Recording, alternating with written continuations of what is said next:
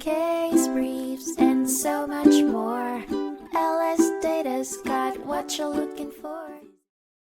In 2002, the United States Court of Appeals for the Fifth Circuit heard the Mathis v. Exxon Corp case, focusing on the requirement for good faith in contracts with an open price term. Exxon was sued by 54 franchisees for breach of contract, claiming the company violated the Texas Uniform Commercial Code by forcing them out of business and replacing their stores with company-operated retail stores. The franchisees were required to purchase all Exxon-branded gasoline at a consistently higher price than the rack price paid by jobbers, plus transportation costs. The jury awarded 60% of the overcharge calculated by the franchisee's expert witness to the plaintiffs, and the court granted attorneys' fees. Exxon appealed the decision, arguing that the court should have granted its motion for j.m.l. on the contract claim, that the court erred in permitting the franchisee's expert witness to testify, and that the fee award was erroneous. Despite Exxon's appeals, the court upheld the verdict and the franchisees won the case. The court ruled expert testimony admissible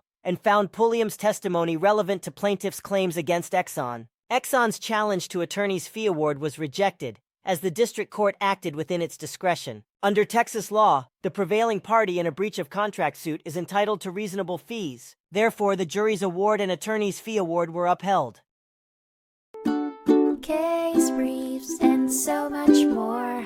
LSData's got what you're looking for. Visit lsd.law, elevate your mind.